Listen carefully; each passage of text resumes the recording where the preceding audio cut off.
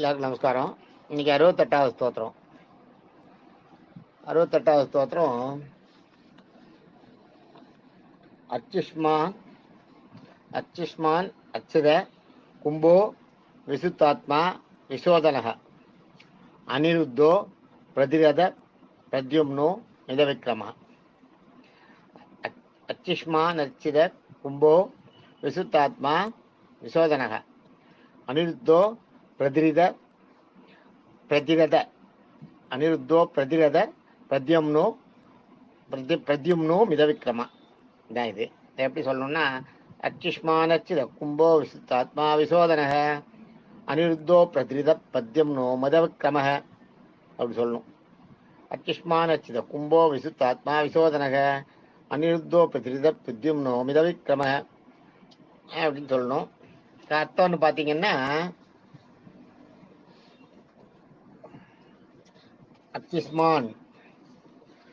அச்சுஷ்மான்னா சிஷ்மான்னா ஒளி. சிஷ்மான்றது ஒளி. அச்சுஷ்மான்னா மிகச்சிறந்த ஒளி. அதாவது சுயமாவே உருவாகிறது இல்லையா ஒளி, தானாகவே உருவாகிறது, ஒளிர்றதுன்னு பேரு. தானாகவே ஒளிரக்கூடியவர், அதான் அச்சுஷ்மான்றது. சிறந்த ஒளியக்கூடிய ஒளியை தன்னகத்தே உடையவன், தானாகவே ஒளிரும் தன்மை உடையவன் அப்படின்றது அச்சுஷ்மா. அடுத்தது அச்சுதன்றது எல்லாராலும் அச்சிக்கப்படுவான்னா பூஜை பண்ணப்படுவான்னு அர்த்தம். கும்பன்னா இந்த இடத்துல கும்பன்றது குடம். அனைத்தையும் குடம் போல் அடக்கியவன். அதாவது நிறைகுடம் தழும்பாதுன்னு அது மாதிரி குடத்துக்குள்ள இருக்க மாதிரி தெரியவே தெரியாதான், ஆனா எல்லாம் தெரியும். எல்லாம் தெரிஞ்சாலும் குடத்துக்குள்ள இருக்க மாதிரி இருப்பானாம், தெரியாதான், வெளியில தெரியாதான். அதான் கும்ப. விசுத்தாத்மான்றது வி பிளஸ் சுத்த பிளஸ் ஆத்மா. வீணா மிகவும், சுத்தன்னா தூய்மையான ஆத்மா, மிகவும் தூய்மையான ஆத்மான்றதுதான் விசுத்தாத்மா. விசோதனா சோதனைன்னா பாவங்கள்.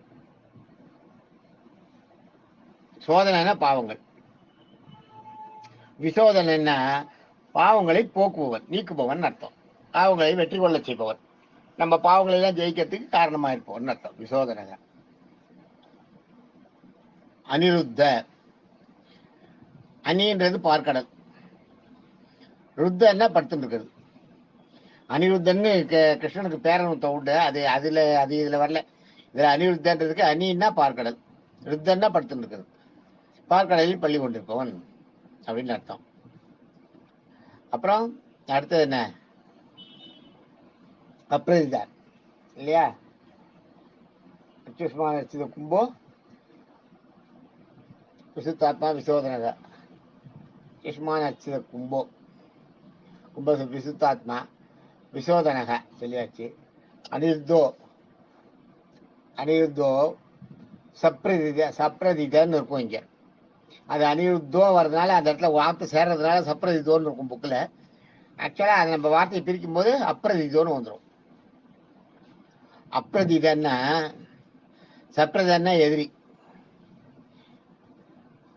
அப்ரதிதன்னா எதிரியே இல்லாதவன். அனிருத்தோச அப்ரதிதா அப்படின்னு அர்த்தம். அப்ரதிதன்னா எதிரியே இல்லாதவன், சப்ரதிதன்னா எதிரி, அப்ரதிதன்னா எதிரியே இல்லாதவன். இந்த இடத்துல அப்ரதிதன்னா வரும். அந்த தோக்கு அந்த இதுல இருக்க அப்ரதோச அங்க போயிடும், அதான் இங்க இருக்கும். அனிருத்தோச அப்ரதித அப்படி வரணும். அடுத்தது பிரத்யும்னா பிரத்யுன்னா ஒளி, ரத்யுனா ஒளி, ரத்யுனா ஒளி. பிரத்யுன்னா நல்லா தெரிஞ்சுங்க, ரத்யுனா ஒளி. பிரத்யுன்னா மற்றதை ஒளிவே செய்யறதான். அதாவது கண்ணாடியில டார்ச் அடிச்சா என்ன ஆகும், கண்ணாடி ஒளிரும் இல்லையா, அது மாதிரிதான். அது மாதிரி நம்மள ஒளிவே செய்வாராம், அவருடைய அருளை நம்மளுக்கு கொடுத்து நம்மள ஒளிவே செய்வாராம். அதான் பிரத்யும்னன்றதுக்கு. எல்லாம் மற்றதெல்லாம் ஒளிவே செய்யுது. அமித விக்ரம பிரத்யும்னோ அமித விக்ரமன், மித விக்ரமன் இருக்கும் இல்ல, அந்த இடத்துல சைலன்ஸ். அமித விக்ரம, விக்ரமன்னா திருவடி, மிதன்னா ஜோடின்னு அர்த்தம்.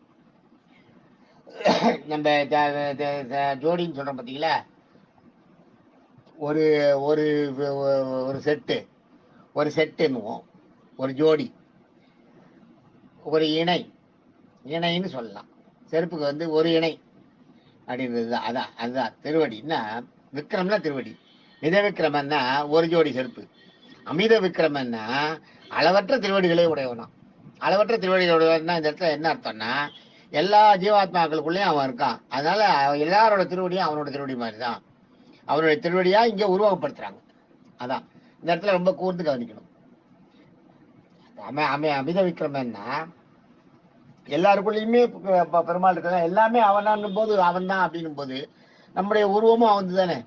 நம்முடைய பாதம், எல்லாருடைய பாதமும் அவனுடைய பாதம் மாதிரியே தான். அதனால அளவற்ற திருவடிகளை உடையவன் அப்படின்னு சொல்றாரு. ஆக இன்னைக்கு வந்து இந்த 68வது ஸ்லோகத்துல நம்ம எத்தனை பார்த்தோம்? நேற்று வந்து 638 வரைக்கும் பார்த்தோம். இன்னைக்கு வந்து 648 வரைக்கும் பார்க்குறோம்.